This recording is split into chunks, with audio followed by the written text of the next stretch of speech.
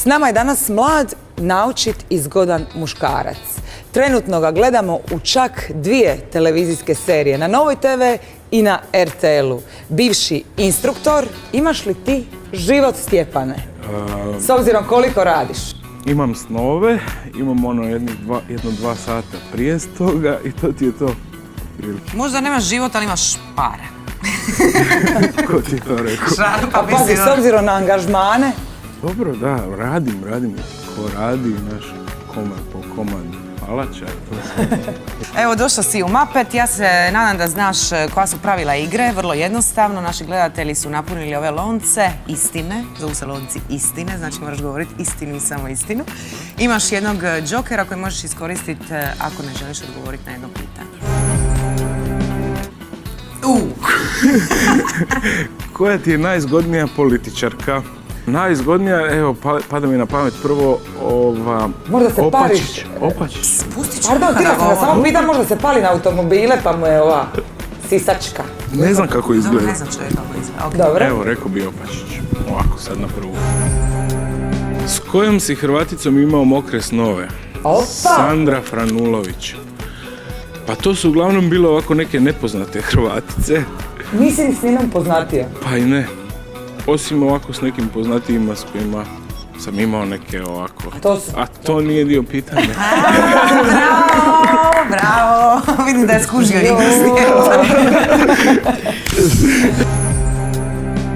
Ko je ta cura iz Londona koja ti je slomila srce da je istučemo? To sam negdje vidio u nekim novinama da je pisalo da mi je slomila srce. Sad, to je onako više naslov koji izađe iz cijelog intervjua, ništa ima veze, koja je... A vjerojatno je to... Je bila Britanka ili? Je. Cura s kojom sam hodao tamo na akademiju, sam bio na tom postdiplomskom, malo smo se spetljali i to je trajalo prije Koliko si puta u životu bio zaljubljen? puno. Ja? Znači, zaljubio si? Jesam. Jesi sad zaljubljen, nesretno zaljubljen? Nisam nesretno zaljubljen. Ali si zaljubljen? Pa možda malo, da. Samo što nisi uvijek. Nisam, ne. Jel ti smrde noge? Ela Kokić. Pa draga Ela... Koji broj noge nosi? 46. S obzirom na broj.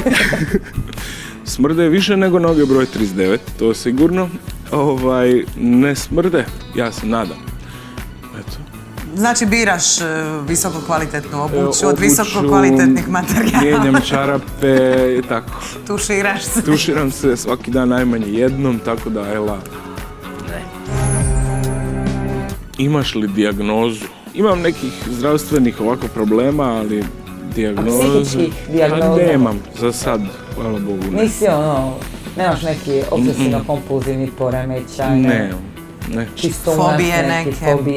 Fobije, nije mi baš ugodno kad je puno ptica prisutno. Jel bilo i kad nekakvih situacija u tvom životu kad si mislio da bi možda ti neka psihijatrijska pomoć ili neka psihoterapija mogla poslužiti?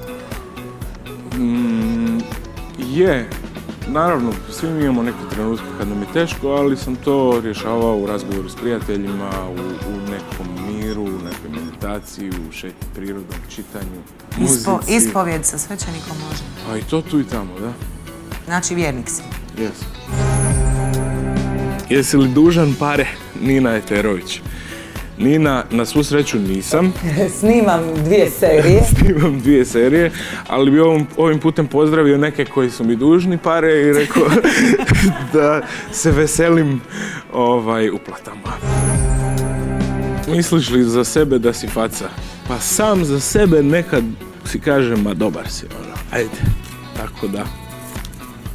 Treba sebe pomaziti. U tom nekom smislu, da, ali sad da mislim da sam faca na nekoj velikoj skali, ne.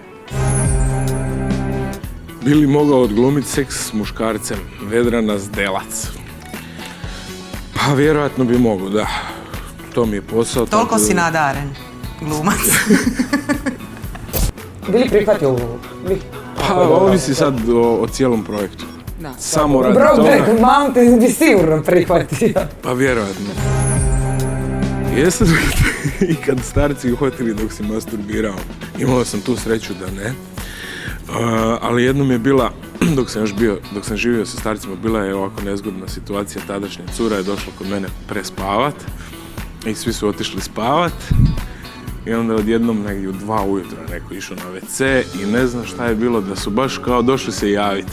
I onda smo ovako bili sa plaktama do tudi. Došli su se u 2 ujutro javiti. Ma nešto kao, je li sve u redu? Ne, ono, baš je ispalo nezgodno, ali dobro, simpatično. Super. Jesi mamin sin? Nisam. Mislim, Volim obzirom da svoju te mama mamu. posjećaju u 2 ujutro dok ti cura. Čak ne mogu sjetiti ko je to više bio. Jel mama Možda ili i tata možda bio. tata Ne mogu sin. se sjetiti više, da. Tata je što vidiš šta sin radi. Tako je, da. Ajde, dobro. Bravo, sine. Tako sam te učio. Kad si se zadnji put potukao, Vinko Lovrić? Davno jako, prije sa 18. A ta tučnjava zadnja je bila ono flawless victory. Kako je to izgledalo? Pa samo sam pomeo, tipa. Mislim, to je bilo. I drago mi je da je na tom stalo, ja sam zadovoljan. eto. Što 1:0 te može za tebe. izbaciti iz takta? U zadnje vrijeme možda ovako, kad vidim da neko radi preko jedne stvari.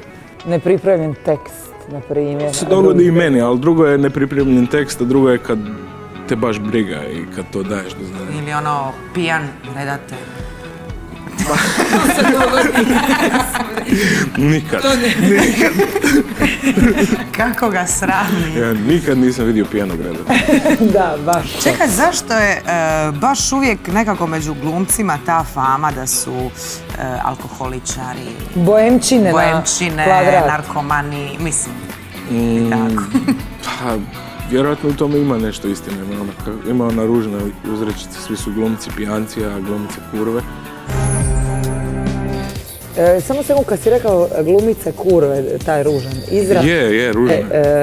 Jel ti se dogodilo da te glumica neka odbila, a da si ti krenuo u akciju? Ti prvo ispipaš teren, je. Da. Točno to. Šta misliš, kakav si u krevetu od 1 do 10? Što sam stariji, mislim da sam sve bolji. Nekako mi to... Žalostno bi bilo da je obratno. Da. Jesi li ikad ženi odplesao striptiz? Pa nažalost nisam. Nisam. Bio sam blizu i onako... Ali ne. Koja ti je najduža veza? Blizu ono kao krenulo je, ali onda nema veze. Onda se i ona krenula skidati. Koja ti je najdraža poza? Demonstriraj pozu sa jednom od voditeljica. Lada Niklas. Mi ćemo ti pokloniti Jokera, odlazimo. Hvala. Izvukaš Jokera. Pokaži si jednom.